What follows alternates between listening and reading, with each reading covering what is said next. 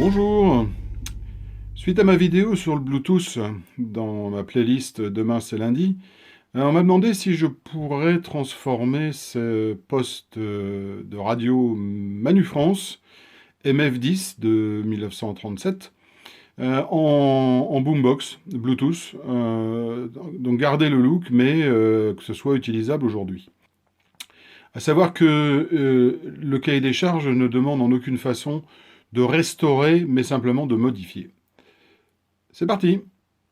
Ce que je vais faire donc, c'est démonter la partie ancienne, la nettoyer, éventuellement repeindre ce qui est à repeindre, et libérer de la place sous cette partie-là pour intégrer les nouveaux composants.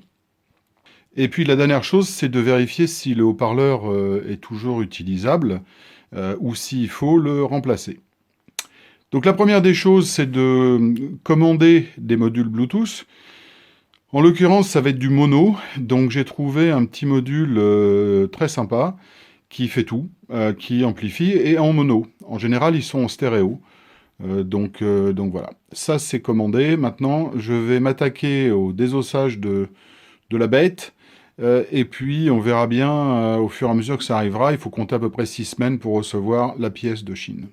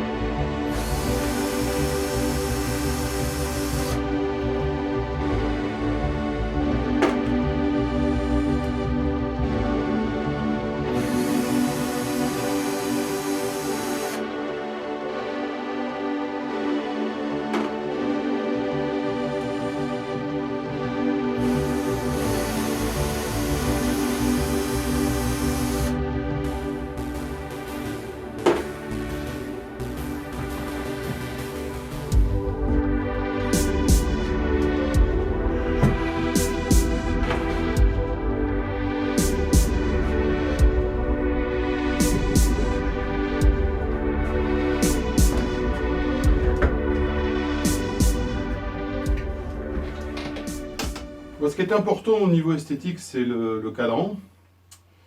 Alors le cadran, il a morflé, il a chauffé là. Qu'est-ce qu'il y a derrière? Ah, c'est une lampe, une petite lampe. Il y a une petite lampe qui a bien chauffé, un peu compliqué. On va essayer de le sauvegarder, ben, c'est la moindre des choses, sinon ça n'a plus d'intérêt. L'autre chose, c'est que je garderai l'idée d'éclairage par l'arrière. Il y a 4 ampoules là, normalement derrière.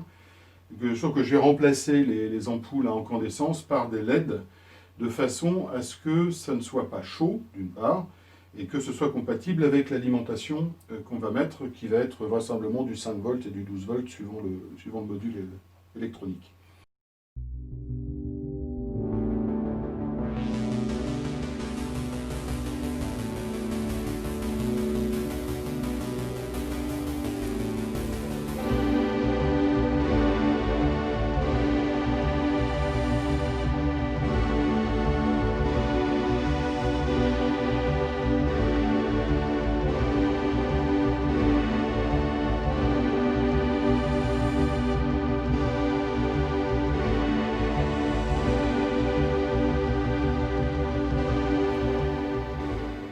Voilà, donc le frontal est démonté.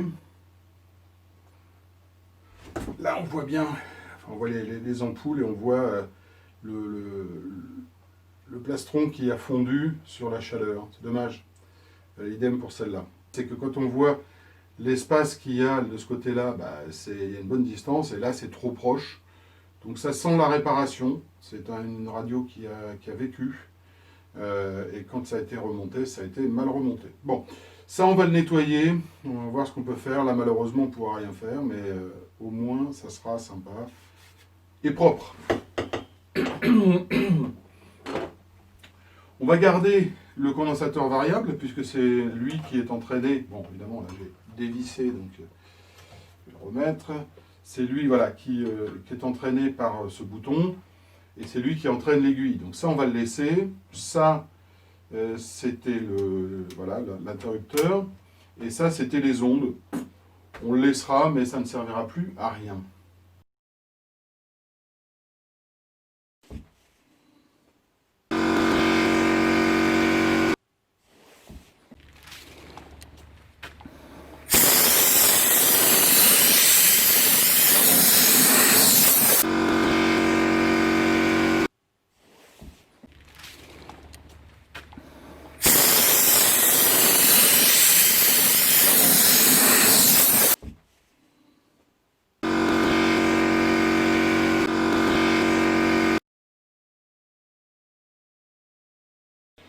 Voilà les modules Bluetooth qui sont arrivés. Ça a été commandé il y a 20 jours exactement. Et ça vient d'arriver aujourd'hui. Alors.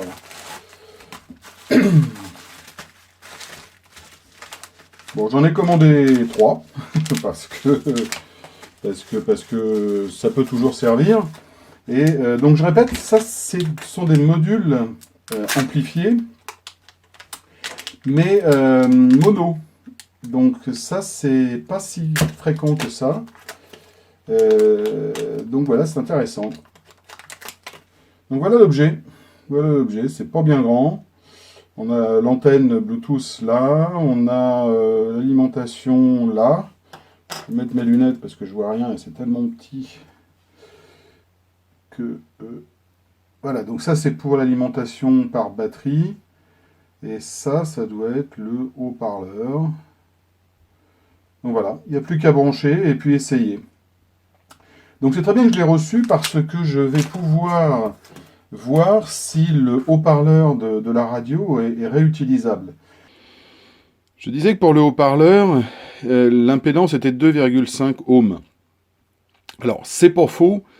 Par contre, le problème que je rencontre, c'est que ce haut-parleur de 1937 n'est pas un haut-parleur à aimant permanent. Qu'est-ce que ça veut dire? Ça veut dire que la partie statique de l'aimant du haut-parleur se fait par un bobinage traversé par un courant continu. On le voit sur le schéma qui est fourni en lien sur le descriptif de la vidéo. Et ça veut dire quoi? Ça veut dire qu'on doit envoyer un courant continu, une tension continue dans cette bobine. La tension est de l'ordre de 180 volts. Donc 180 volts en continu, moi j'y touche pas.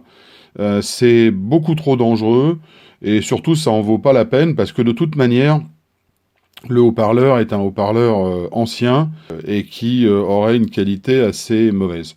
Donc je vais me mettre en chasse d'un haut-parleur, celui-là il fait 25 cm de diamètre, d'un gros haut-parleur. À la déchetterie qui est mon fournisseur habituel, je devrais bien trouver ça. Petite déception sur le module Bluetooth mono. Donc s'il fait bien le job en faisant la réception Bluetooth et en amplifiant et en attaquant directement un haut-parleur, il est vendu comme étant mono. Malheureusement, c'est un faux mono. C'est-à-dire mono, il n'y a qu'une seule sortie haut-parleur, ça c'est clair. Par contre, les deux voies droite et gauche ne sont pas mixées. Il s'agit simplement d'un ampli qui n'amplifie que la partie droite. Alors c'est un peu ballot, surtout ils auraient pu le dire, et là c'est impossible de modifier le circuit, donc il faudra au niveau du téléphone passer en mode mono pour avoir les deux voix. Je m'en suis rendu compte en écoutant Lagrange de ZZ Top, où ça commence avec un riff de guitare d'un côté, et je ne l'entendais pas, donc je me dis qu'est-ce que c'est que ce truc-là.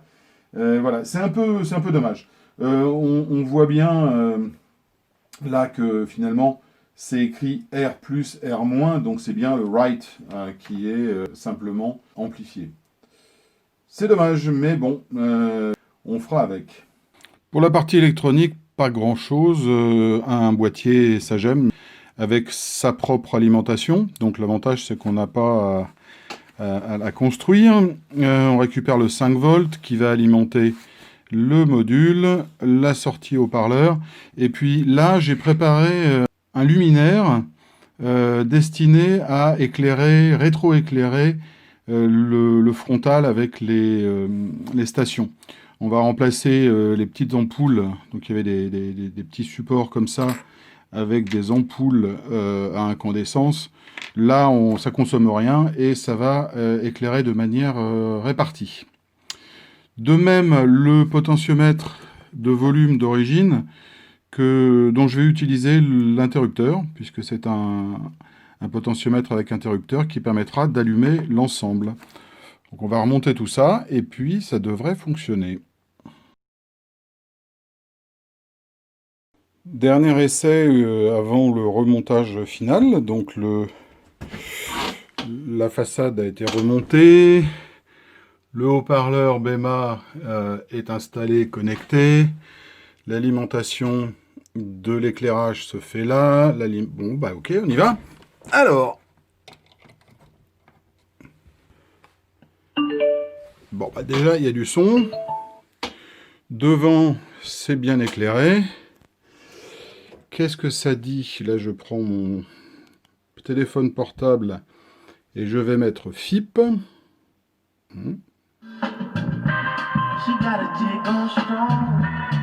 Super. Et puis, musique.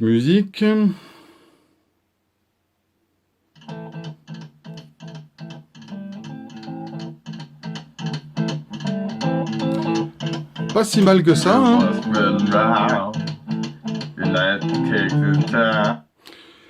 Voilà, bon, ben on remonte tout ça, et puis ça sera terminé.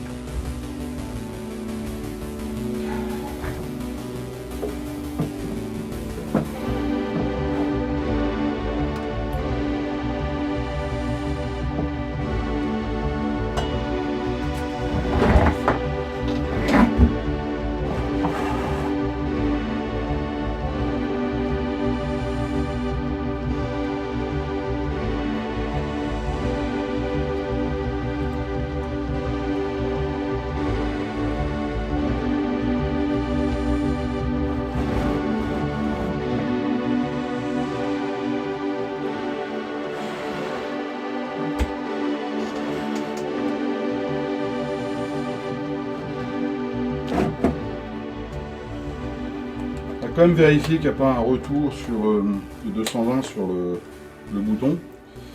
Ça serait dommage.